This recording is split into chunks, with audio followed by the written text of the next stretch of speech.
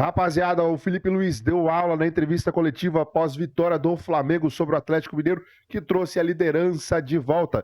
Falou sobre os novos reforços e também sobre o plano e o projeto do Flamengo para trazer Paquetá e Gabriel Jesus. Bora conferir tudo que ele falou sobre os reforços do Domingão. Se inscreva, seu Luciano, deixa o like. Bora pro vídeo. Bom, bola parada é uma das fases do jogo.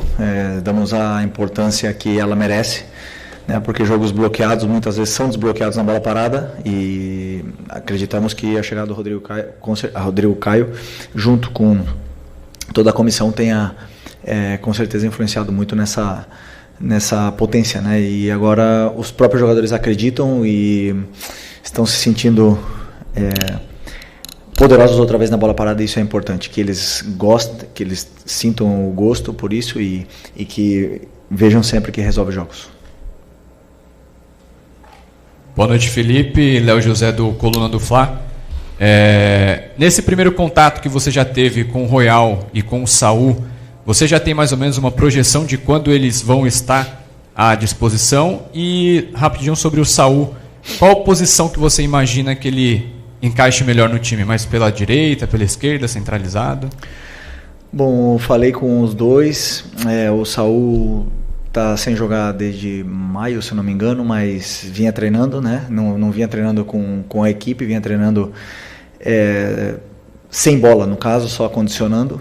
Então ele está condicionado, mas ainda precisa de mais tempo, mais treinos, e o Emerson vinha fazendo a pré-temporada junto com a equipe, né? Então pode ser que a gente possa contar com ele aí um pouco antes, mas eu acredito que sejam os dois rápido, porque estão muito, muito em forma, são jovens e tem essa memória muscular que é importante.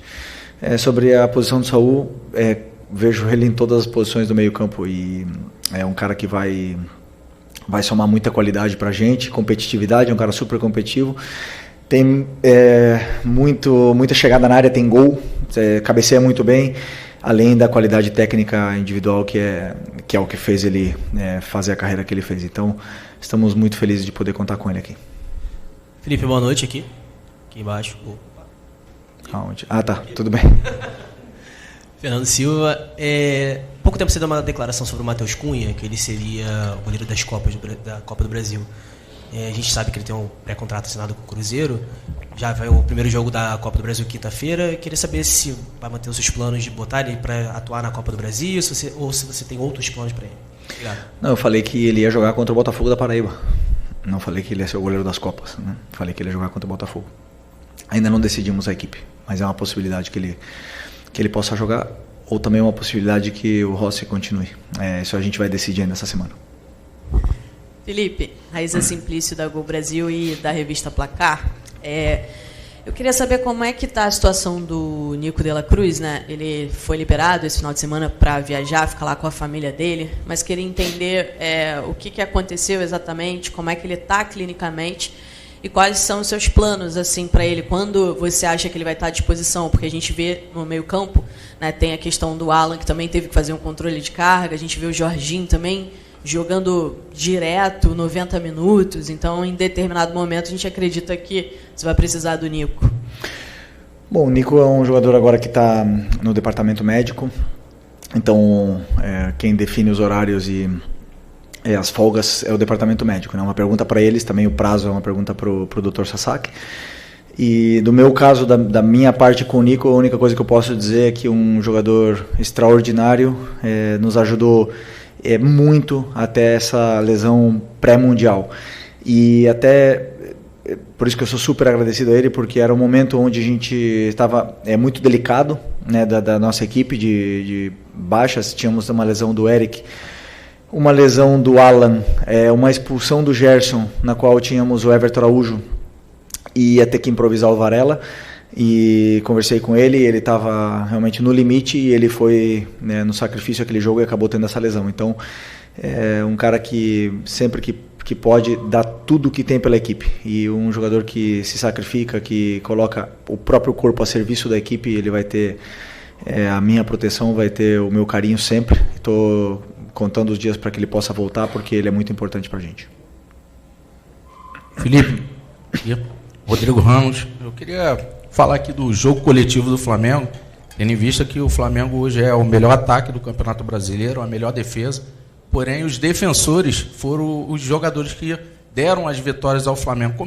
Para você, quão é importante esse jogo coletivo do Flamengo, tendo em vista que os atacantes fazem gol, os zagueiros fazem gol, todos se ajudam mutuamente?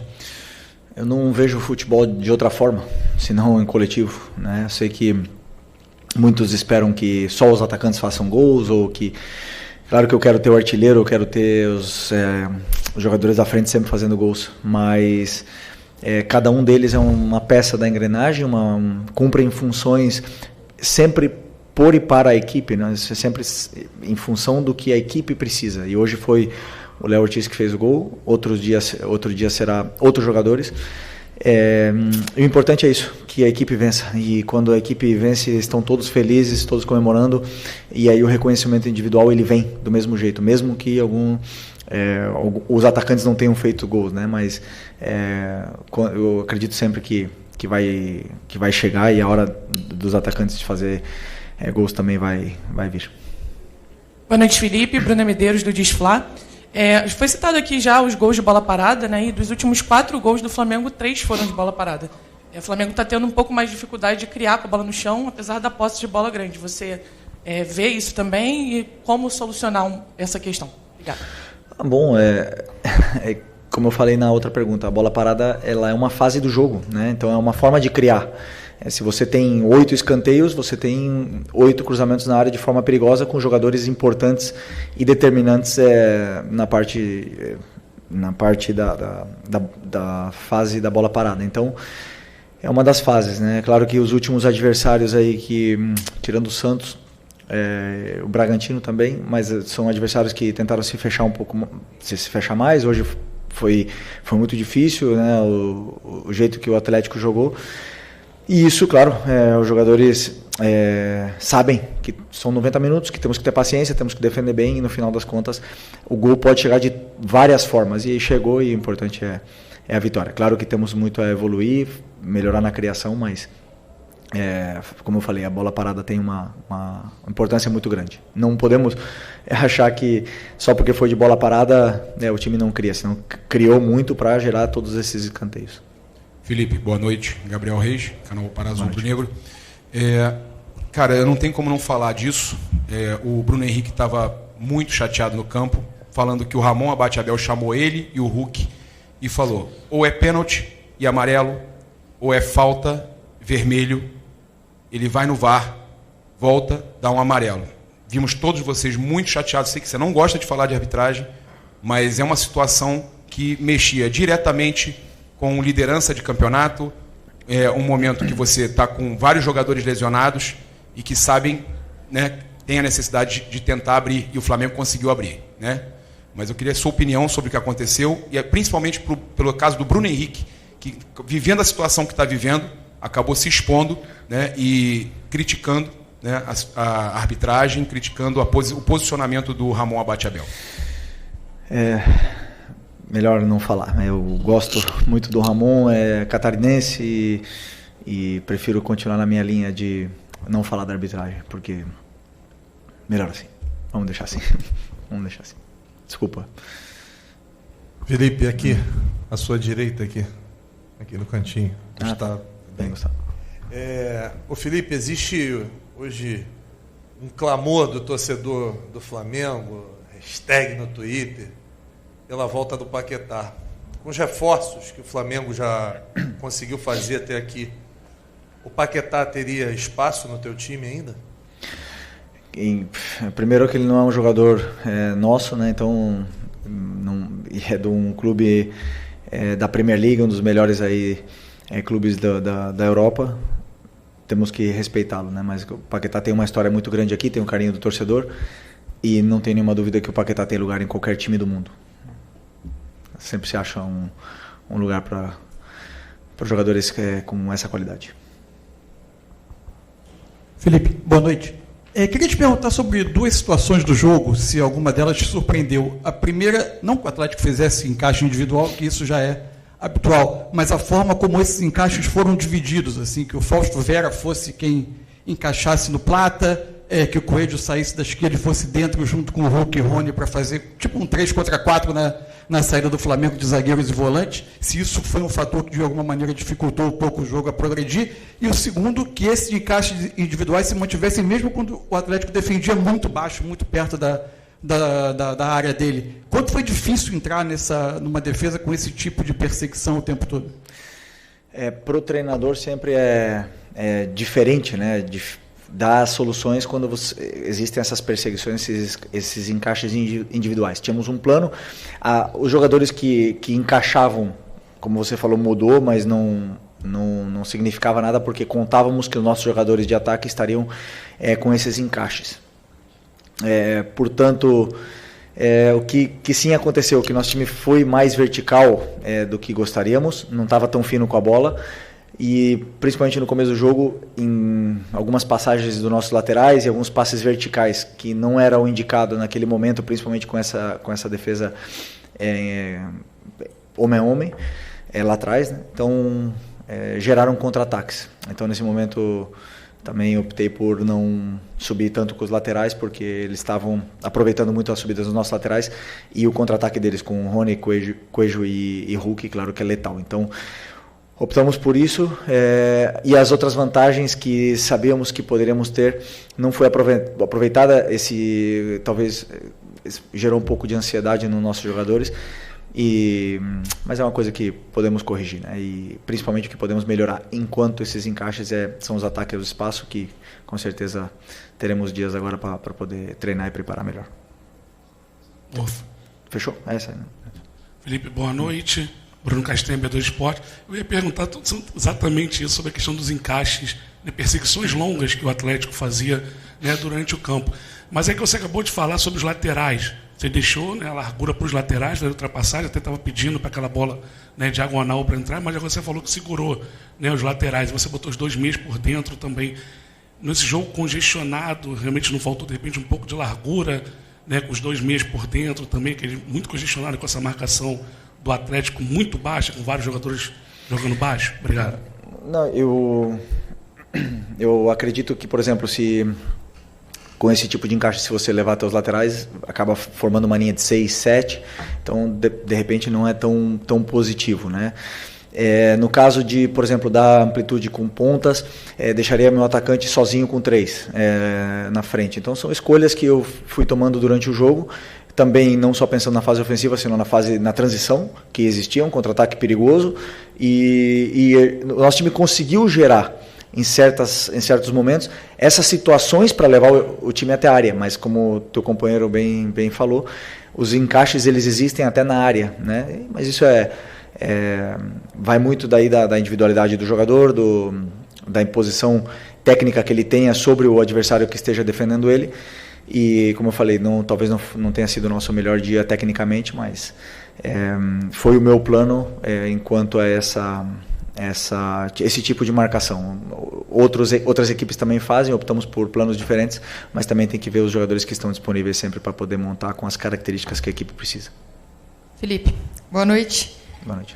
Pensando agora no próximo jogo, os 4 confrontos que envolvem apenas os times da Série A nas oitavas da Copa do Brasil, eles têm uma coisa em comum, que são confrontos de times que disputaram o Mundial de Clubes contra times que descansaram, aproveitaram esse período aqui no Brasil para fazer uma espécie de pré-temporada. Você já tem enfrentado isso nessas últimas rodadas aí do Brasileiro, mas você acha que isso pode ser determinante? Quem pode levar a vantagem nisso? Um time que disputou o Mundial, continuou com o ritmo de jogo, vem com a moral levantada, ou um time que chega mais descansado? Você acha que isso pode fazer diferença? Sinceramente, eu acredito que o futebol, a moral, como você falou, ela é dia a dia, semana a semana, né? Se você perde um jogo, a moral baixa, o jogador perde confiança, e isso é jogo a jogo. Até mesmo, às vezes, os jogadores eles sentem essas mudanças nos treinos, né? Então, não acredito que o Mundial tenha influência. O que sim, a forma que jogamos o Mundial e que tentamos chegar o mais longe possível, nos deu confiança internamente no que está sendo feito, no modelo, a gente pôde se comparar com os grandes, e isso os jogadores, sem nenhuma dúvida, sentem mais poderosos, entre aspas, né, quando a gente faz jogos desse calibre, mas não acredito que os times que jogaram o Mundial vão ter alguma vantagem ou vice-versa, né, sobre os times da Copa. Oi, Felipe aqui, David Sharp, tudo bem? Parabéns pela vitória, pela liderança, pela retomada da liderança. Eu vou te perguntar sobre posse de bola, porque o Flamengo vem sempre tendo mais de 60% de posse de bola nos seus jogos. Mas hoje, de novo, assim como no último jogo com o Bragantino, o coeficiente de gols esperados do Atlético Mineiro foi maior, foi 1.12 contra 0.82. Ou seja, o Atlético Mineiro teve chances, né? Mesmo com uma posse de bola muito inferior. Aí eu te pergunto, às vezes não seria mais interessante diversificar esse modelo de jogo, com menos posse de bola, com um time mais vertical, talvez mais arriscando um pouco mais, para que tenha menos posse de bola, mas seja mais contundente, como o Sampaoli falou, e até sobre o modelo de jogo mesmo, como a gente está falando aqui, se você quiser comentar o que falou o Alcaraz agora, nessa entrevista que ele deu. Primeiro, sobre a verticalidade. Hoje meu time foi extremamente vertical e perdemos bolas e geramos esse coeficiente negativo ou positivo para o Atlético Mineiro, contra-ataques. Então não quer dizer que você com bola verticalizando vai ter, depende muito da qualidade técnica, da qualidade individual defensiva do adversário, da qualidade coletiva do adversário em defender também, e vai gerar dificuldades. Cada time tem uma forma de defender e nem sempre é fácil entrar. É um time super qualificado e ainda por cima está fazendo contratações ainda que vão potencializar ainda mais essa equipe. É uma equipe muito forte e não é fácil entrar. Agora, vamos pensar, vamos jogar sem a bola, dar a bola para o adversário e ficar em bloco baixo. Aí eu queria ver se as perguntas estariam sendo dessa maneira aqui. Eu não posso reclamar, meu time é líder, melhor ataque, melhor defesa. Não tenho que pensar em mudar o modelo, tenho que pensar em continuar vencendo, simplesmente. Mas nós variamos, hoje jogamos com 2 atacantes, como o teu companheiro falou, com os pontas por dentro, laterais passaram, depois pararam de passar, depois entrou o Wallace, e aí as variações elas existem, muitas vezes jogamos com 3, jogamos com 2, tá aí, as variações estão aí. Esperar em bloco baixo, nunca. Boa noite, Felipe. Aqui, Isabelle Costa, Canal Gold. Queria te perguntar sobre o planejamento para os próximos jogos, porque o Flamengo já enfrenta novamente o Atlético Mineiro pela Copa do Brasil, primeiro jogo, depois tem Ceará em Fortaleza, e depois tem o jogo também de decisão da Copa do Brasil. Você pensa em poupar para algum desses jogos?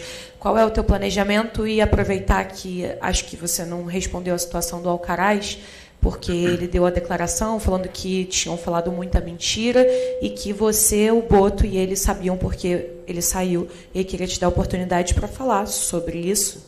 Obrigada. Planejamento para quinta-feira, a partir de amanhã, será feito. Jogo a jogo, não penso além da quinta-feira.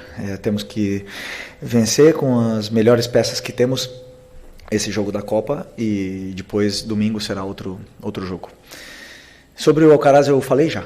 Eu falei depois do título da Supercopa do Brasil, falei toda a situação, absolutamente tudo. É um menino que eu tenho um homem, né, que eu tenho um carinho gigantesco, foi campeão do meu lado, e já falei tudo. É só vocês reverem a entrevista e ali tá tudo que eu penso sobre essa situação, e ele sabe que tudo, o carinho que eu tenho por ele. Aliás, nós falamos, e é um menino muito especial na qual eu desejo o melhor, e absolutamente agradecido por tudo.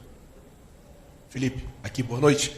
Felipe, na última quarta-feira você falou sobre a união do elenco, que é um elenco muito unido. E a gente vê, fazendo uma análise desses últimos 2 jogos do Pedro, a gente vê o Pedro com um comportamento diferente. O Pedro voltando para marcar, o Pedro roubando bola, o Pedro sendo muito mais participativo. Apesar de não ter feito gols em nenhum dos 2 jogos, a gente vê um outro Pedro. Inclusive, saiu uma matéria que ele bateu o recorde da carreira, assim, em índices durante a partida contra o Red Bull Bragantino. Eu queria saber de você o quanto a união desse grupo te ajudou a trazer esse jogador de volta, um jogador que é importante, um jogador que teve mais gols aí durante muitos campeonatos brasileiros, um artilheiro nato. Queria saber de você isso assim e o quão essa mudança de comportamento dele tem te ajudado como uma opção também para os jogos. Obrigado. O grupo é muito bom. Já falei, já estou cansado de falar que esse grupo aqui só quer ganhar, quer fazer história, quer ganhar títulos, quer ganhar jogos, quer continuar com essa ambição, e isso eu percebo todos os dias. Então, com a situação do Pedro, como eu falei nas outras vezes, eu só ver ele fazendo isso dentro do campo é incrível. Ele tá muito bem. Aliás, não só defensivamente, que ele está do mesmo nível dos companheiros, senão tecnicamente está muito bem outra vez, e estamos muito felizes com o rendimento dele, e sem nenhuma dúvida é um jogador importantíssimo para a gente. Felipe, boa noite. Pablo Rua aqui do Voz do Ninho. Queria falar um pouco sobre o Jorginho, né? Desde que ele chegou, praticamente jogou todos os jogos do Mundial até aqui. Parece que ele já virou um homem de confiança para você, né? Queria que você fizesse uma análise, porque ele está em quase todos os jogos e praticamente não descansa, dá para ver quanto ele se entrega pela equipe, né? Um jogador totalmente diferenciado, um jogador único na sua posição, que, como eu já falei outras vezes, foi o terceiro melhor jogador do mundo e hoje está aqui no Flamengo, né? Ele está tendo essa sequência de jogos também porque temos algumas lesões, a do Eric, a do Nico e da facite do Alan, né, na qual faz ele ter essa sequência importante, né? Claro que eu, como treinador, tenho que ter um cuidado especial, mas é um jogador que se cuida, tem um histórico de lesões muito baixo e está potencializando muito a nossa equipe. Então estou muito feliz com o rendimento dele, principalmente com os detalhes na qual o torna um treinador dentro de campo, levando a minha ideia para os companheiros e corrigindo muito dentro do campo, na qual eu valorizo muito. Boa noite, Felipe, aqui, Sidão Marinho da Litoral News. A partir de quinta, o Flamengo volta à Copa do Brasil, depois Brasileiro, Copa Libertadores. E a gente tem visto os reforços chegarem para incrementar ainda mais esse elenco, que é o melhor elenco da América. Em cima disso, também no ótimo momento que o Flamengo vem vivendo, queria te perguntar a respeito das 3 competições. Porque a prioridade está estabelecida, é o Brasileirão. Você falou que a Libertadores também é tão prioridade quanto o Brasileirão. Mas tem a Copa do Brasil e nunca na história do futebol brasileiro alguém conquistou as 3 competições. Você acredita que isso é possível para a sua equipe, pela força do elenco? E mais do que se é possível, é um desejo que você tem, um objetivo que você tem, levando em conta essa ambição que você sempre traz para os seus jogadores, que a gente vê que eles são recheados disso, e isso move muito eles dentro do gramado. Obrigado. Bom, que primeiro ganhar quinta-feira. Não penso em agora a longo prazo. Claro que o objetivo do clube, como você bem falou, né? A gente sabe da Libertadores e do Brasileiro a importância que tem essas competições, mas a Copa está aí. Estamos vivos, estamos com possibilidades e temos que ganhar do Atlético. E conforme forem passando os jogos, a gente vai ver onde a gente vai chegar em todas elas, né? Porque não dá para falar, vamos ganhar todas elas e no final não chegar em nenhuma. Então, como eu sempre falo, jogo a jogo, ganhar quinta, vamos ir para ganhar quinta-feira e tentar fazer um grande jogo para poder fazer um resultado bom para a volta. Ok? Boa noite, pessoal. Tá, então, rapaziada, o Felipe Luiz dando a entrevista coletiva, e o Flamengo vai intensificar as negociações por atacante. Bora ver aqui os alvos. O clube segue ativo no mercado por reforços e procura um centroavante. E aí, com o Pedro oscilando, né? Fez gol contra o Fluminense, jogou depois contra o Bragantino e jogou agora também, correndo, marcando e tudo mais. O técnico Felipe Luiz entende que precisa de mais uma opção para o setor de ataque. O fato do Bruno Henrique poder ser suspenso por um suposto envolvimento de manipulação, né, também faz com que o departamento de futebol tome algumas precauções, e o Flamengo já definiu o alvo seria Gabriel Jesus, ex-Palmeiras, atualmente no Arsenal, e Lucas Beltrán, argentino, ex-River Plate, que joga na Fiorentina. São alguns dos nomes mapeados pelos scouts do Flamengo. Na verdade, são nomes que nem precisam ser mapeados por scout, né? O grande problema é que o Gabriel Jesus, isso aí que dificulta a vinda dele para o Flamengo, é que, além da identificação dele com o Palmeiras, né? Ele está fazendo uma recuperação, ele está lesionado ainda. Está lesionado ainda e previsão de volta lá para outubro. Então, Não vale a pena contratar um jogador que vai ficar mais 2 meses parado, né? Sinceramente. E já por conta do Lucas Beltrão, o Flamengo está em contato com a Fiorentina e já sabe que a equipe topa negociá-lo por 15 milhões de euros. E o Flamengo tenta um empréstimo com opção de compra, mas eles querem vender, se for vender em definitivo, né? Vamos aguardar qualquer novidade sobre essas contratações, esses reforços aí no Mengão. Coloca a sua opinião aí nos comentários, se inscreva-se no sininho, deixa o like, até o próximo vídeo.